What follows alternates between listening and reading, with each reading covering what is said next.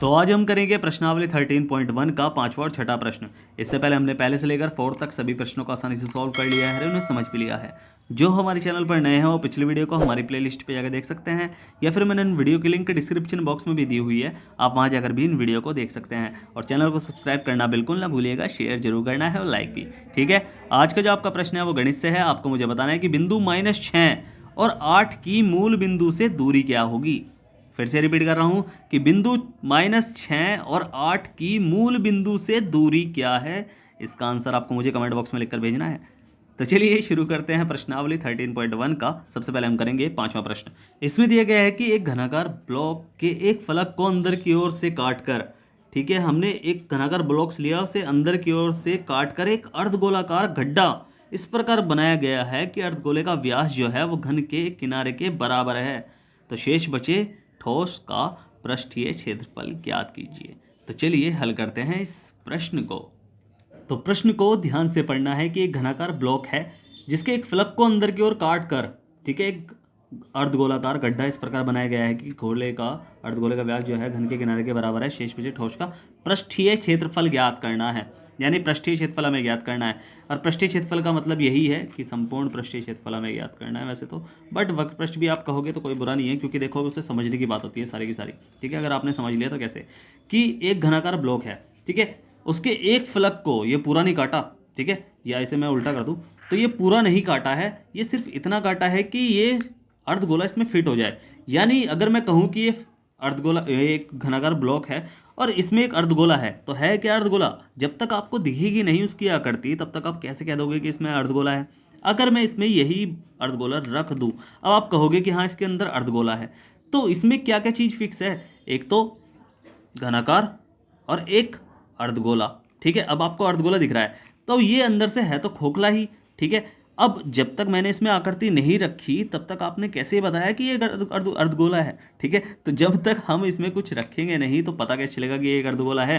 तो यही हमें समझना है। तो इसमें कैसे होगा ये क्वेश्चन कि घनाकार बॉक्स का संपूर्ण पृष्ठ, यानी ऊपर तक ढक्कन ढका हुआ, बिल्कुल ठीक है, इसके ऊपर ढक्कन ढका हुआ और बस इतना हिस्सा, जैसे मैंने ये मान लो कि इसके ऊपर ढक्कन ढक दिया, ठीक है, और इसमें ये जो अर्धगोला है अंदर इतना हिस्सा, यानी ये कट होगा ऊपर से। किसमें से? इसमें से, घनाकार ब्लॉक में से इतना हिस्सा कट होगा, यानी घनाकार बॉक्स का संपूर्ण पृष्ठ। और इसमें है एक अर्धगोला भी, यानी अर्धगोले का भी वक्र पृष्ठ, क्योंकि इसका खोखला हिस्सा हम ले रहे हैं। ठीक है भाई, गड्ढा हुआ है ना इसमें, तो अगर गड्ढा हुआ है तो यानी ये खोखला ही तो होगा। और ये इसके ऊपर ढक्कन लग रहा है तो यानी बंद होगा, इसके किनारे किनारे तो बंद होंगे ना घनाकार बॉक्स के। ठीक है, तो बस इतना हिस्सा ही खुलेगा, जितना हिस्से की जरूरत है, जितना ये घनाभ का मतलब ये अर्धगोले का ऊपर का ढक्कन है, इतना हिस्सा ही खुलेगा। तो बस यानी फॉर्मूला क्या बना है, हमें फॉर्मूला ही समझना है कि घनाकार का संपूर्ण पृष्ठ प्लस अर्धगोले का वक्र पृष्ठ और माइनस ऊपर, यानी ये जो गोल सर्कल है इसको हम माइनस कर देंगे, यानी जो मैं सीधा कहूँ कि वृत्त का क्षेत्रफल छोटा, ठीक है, ये वृत्त का क्षेत्रफल, या फिर मैं ऐसे कहूँ कि अर्धगोले के आधार का क्षेत्रफल हम माइनस कर देंगे। यानी जुड़ेगा क्या क्या, समझ लो फिर से कि घनाकार बॉक्स का संपूर्ण पृष्ठ प्लस अर्धगोले का वक्र पृष्ठ और ऊपर से इसमें अर्धगोले के आधार को हम माइनस कर देंगे, क्योंकि ये ढक्कन से ये खुला होना चाहिए, तभी ये समझ में आएगा। ठीक है, तो समझ में आया कैसे करना है। तो अब करेंगे इसे क्वेश्चन को। तो जो हमें कहा गया है कि घनाकार ब्लॉक है, ये हमने कोई मेजरमेंट नहीं दिया गया है, तो हम क्या करेंगे, वो भुजा के बराबर ये अर्धगोला का जो व्यास है, ठीक है, तो हमें क्या करना है कि माना जो घन की भुजा जो है वो है ए। अब ए सेंटीमीटर कर लो या मात्रक कर लो, जो भी बात है आपको वो कर सकते हो। और काटे गए अर्धगोले का व्यास, काटे गए अर्धगोले का व्यास, गोले का जो व्यास है वो भी क्या है, ए है। तो इसकी त्रिज्या क्या हो जाएगी, तो त्रिज्या बराबर a/2 हो जाएगी। अब हमारे पास सारी चीज़ है, यानी ये ए है, ये भी ए है, ये भी ए है, और ये पूरी व्यास इसका यानी ये भी ए है, और त्रिज्या क्या हो जाएगी, a/2 हो जाएगी। ठीक है, ये आपको समझना है। अब शेष बचे ठोस का क्षेत्रफल हम कैसे ज्ञात करेंगे, इसे लिख लो पहले। तो शेष बचे ठोस का क्षेत्रफल बराबर किस चीज़ का, क्या क्या हमने करा था कि एक तो घन का संपूर्ण पृष्ठ, घन का संपूर्ण पृष्ठ क्षेत्रफल, और इसमें जोड़ा था हमने अर्धगोले का वक्र पृष्ठ, और इसमें माइनस करा था हमने आधार, यानी भाई इसका ढक्कन हमने हटाया था ना, ढक्कन हटाया था, जब भी तो दिखेगा ना गोला कितना है, भाई ये गड्ढा है जब भी तो दिखेगा ना, जब यहाँ ऊपर ढक्कन नहीं होगा तो ढक्कन हम कैसे आकार का है, ये इसके आकार का ही तो होगा, अर्धगोले के आकार का, तभी तो दिखेगा ना कि इसमें अंदर गड्ढा है। भाई इसमें गड्ढा है तो अर्धगोले के आकार का है, और ढक्कन कैसा है, ढक्कन है इसका ऊपर का वृत्त के आकार का, तो वृत्त का क्षेत्रफल कर लो इसे, ठीक है, वृत्त का क्षेत्रफल हो जाएगा। तो घन का संपूर्ण पृष्ठ 6 गुणा भुजा का स्क्वायर, फॉर्मूला जितनी बार लिखोगे उतनी बार याद हो जाएगा, ठीक है, प्लस अर्धगोले का 2 पाई आर स्क्वायर और माइनस पाई आर स्क्वायर, ठीक है, ये आपको करना है। तो 6 गुणा ए का स्क्वायर हो जाएगा, यानी 6a का स्क्वायर, और प्लस ये क्या है 2 गुणा पाई का मान पाई रख लो, ठीक है, अभी रखना नहीं है बिल्कुल भी पाई, क्योंकि देखो जब भी हम जब मेजरमेंट नहीं दिया होता कुछ भी, तो जब भी आंसर निकलता है वो एक समीकरण के रूप में निकलता है, या फिर मैं कहूँ एक फॉर्मूले के रूप में निकलता है, या समीकरण के रूप में निकलता है, दोनों बात एक ही है, ठीक है। तो ऐसे ही करना है हमें। तो ये हो जाएगा ए का स्क्वायर, यानी यहाँ हो जाएगा, देखो आर हमारे कितनी है, आर हमारी है a/2, तो a/9 नहीं है ये, a/2 का स्क्वायर, और माइनस पाई को पाई रख लो, और आर हमारी क्या है, a/2 का स्क्वायर, ठीक है, सेम टू सेम वही है ना इसमें। तो बस कर लेंगे इसे सॉल्व। तो कैसे करेंगे सॉल्व, तो ये हम करेंगे ये हो जाएगा 6a का स्क्वायर प्लस 2 पाई और a का स्क्वायर बटे 4 हो जाएगा, क्योंकि यहाँ 2 दूनी 4 हो जाएगा, a का स्क्वायर तो a का स्क्वायर ही आएगा, और माइनस पाई और a का स्क्वायर और बटे में यहाँ भी 4 हो जाएगा। 2 से ये कट सकता है क्योंकि सारी चीज़ मल्टीप्लाई में है, तो 2 दूनी 4, तो यहाँ 2 हो सकता है, या फिर मैं आपसे कहूँ कि इसे काटो मत, यहाँ 2 का 2 ही रहने दो, ठीक है। अब ये दोनों देखो हर समान है, तो हम ऊपर या नीचे मल्टीप्लाई जो भी करना होता है, भाई ऊपर अगर प्लस का साइन होता तो हम प्लस करते, माइनस का साइन है तो माइनस कर लेंगे। देखो ये कह रहा है मेरे पास 2 पाई ए स्क्वायर है, ये कह रहा है मेरे पास पाई ए स्क्वायर है, तो भाई बीच में माइनस चिन्ह है, तो 2 पाई ए स्क्वायर में से पाई ए स्क्वायर माइनस करेंगे तो क्या बचेगा, तो ये बचेगा हमारा 6a स्क्वायर, और यहाँ हो जाएगा प्लस का पाई ए स्क्वायर, यानी पाई ए स्क्वायर हो जाएगा, और बटे में यहाँ 4 चल रहा है। चाहे तो हम इन तीनों को एक साथ सोल्व भी कर सकते थे, ठीक है, इस पूरे का तीनों का हरों का एलसीएम लेकर, ये तो कटा हुआ है ना, ठीक है, 2 नहीं है, तो एलसीएम लेकर एलसीएम आता 4 ही, 4 की बस यहाँ मल्टीप्लाई होती है, फिर हम बाद में सॉल्व कर सकते थे, बट अब मैंने छोटा कर दिया थोड़ा, तो आप चाहे तो तीनों करके कर सकते हो, यहाँ ले सकते हो फिर एलसीएम, चाहे आप वहाँ भी ले सकते थे एलसीएम, वैसे वहीं लेना चाहिए था, मेरी गलती है, बट करके दिखाता आपको, थोड़ा अच्छा लगता, ठीक है। तो यहाँ 4 आ गया हमारा, और 4 आ गया तो बटे में यहाँ 1 है, तो 1 से 4 की भाग करेंगे तो 4 आएगा, यहाँ 4 से 4 की भाग करेंगे 1 आएगा, तो 4 से 24 a हो जाएगा स्क्वायर, और यहाँ हो जाएगा प्लस पाई ए स्क्वायर, बस यही है। और ये हमारा आंसर नहीं है वैसे तो, बस इसमें कॉमन ले लेंगे हम, कॉमन एक तो देखो आएगा क्या, एक तो आएगा दोनों के पास क्या कॉमन है, भाई 4, भाई a कॉमन है, तो a का स्क्वायर तो दोनों के पास से हमने ले लिया, और 4 इसके नीचे भी है और इसके नीचे भी है, बीच में प्लस का साइन है ना, तो ये कह रहा है कि इसके नीचे भी 4 है, इसके नीचे भी 4 है, तो दोनों के नीचे 4 है, तो 4 कॉमन हमने ले लिया नीचे बटे में, और ब्रैकेट में बचा क्या है, ब्रैकेट में बचा है 24 और प्लस पाई, ये बचा है, और बस यही मात्रक कर सकते हैं हम, या वर्ग इकाई, क्योंकि क्षेत्रफल है तो वर्ग इकाई में आंसर आएगा, इकाई, ठीक है। तो इस तरह हमने इसका आंसर निकाल लिया, बस यही हमारा आंसर है, ठीक है, समझ में आया ना। तो अब करेंगे हम कौन सा, छठा प्रश्न।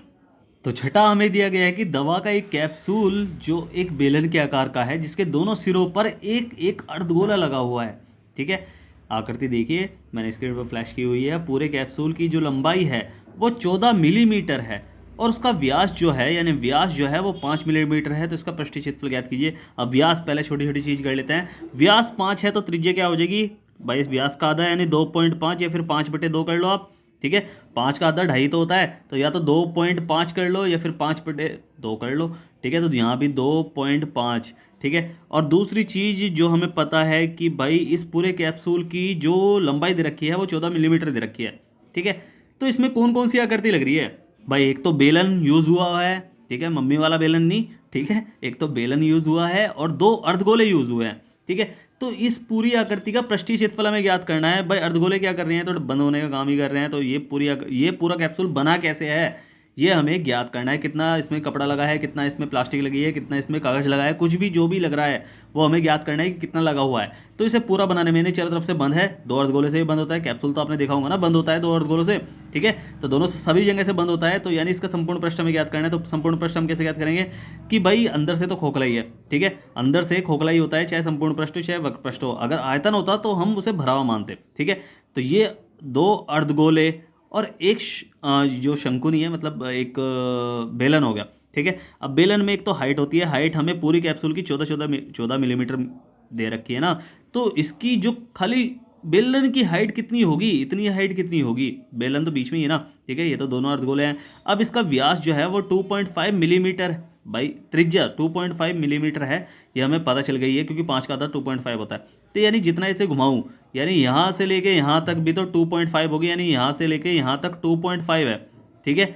और ऐसे ही यहाँ से लेके इतनी लंबाई, चाहे मैं इसे कहीं भी घुमाऊँ ना, ये 2.5 भी घूमेगी, क्योंकि व्यास है यार मतलब अर्धगोले का जो है वो व्यास है, कहीं से भी घुमा लो 2.5 दूर ही होगी, ठीक है। 2.5 इनके बीच की दूरी 2.5 ही होगी। तो यानी यहाँ से यहाँ तक भी 2.5 है, ठीक है। अब 2.5 और 2.5 दोनों तरफ से हमें माइनस करना है 14 में से, ठीक है।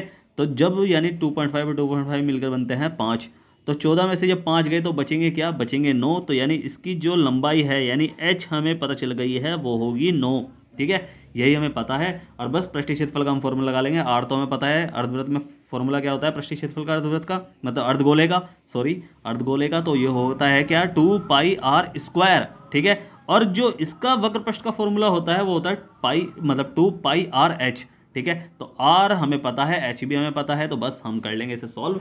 तो यानी इसका जो फॉर्मूला बनेगा तो कैसे बनेगा कि दवा या कैप्सूल का पृष्ठीय क्षेत्रफल बराबर एक तो बेलन का वक्र पृष्ठ क्षेत्रफल प्लस दो अर्धगोलों का वक्र पृष्ठ क्षेत्रफल। क्योंकि बंद तो अर्धगोले ही कर रहे हैं, तो खोखला ही वक्र पृष्ठ क्यों ले रहे हैं, क्योंकि ये अंदर से खोखला ही तो है।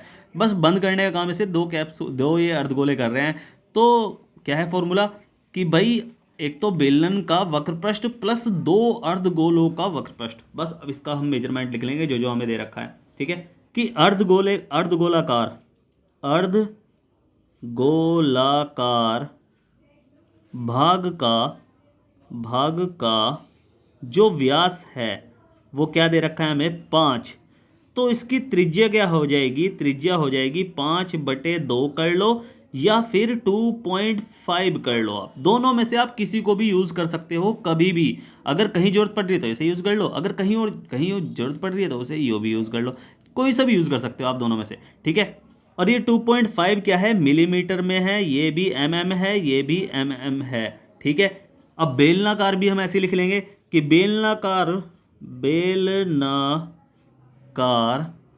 भाग की त्रिज्या भी क्या है, यानी कि त्रिज्या यानी r जो है वो भी 5/2 है, यानी 2.5 mm है, ठीक है। और हमें पता है कि इसका हाइट हमने कैसे निकाली कि बेलनाकार भाग की इसकी ऊंचाई यानी h हमने निकाली है कैसे कि 14 में से हमने माइनस करा है 2.5 माइनस 2.5, यानी इन दोनों भागों को हमने, इन दोनों लंबाइयों को हमने माइनस कर दिया।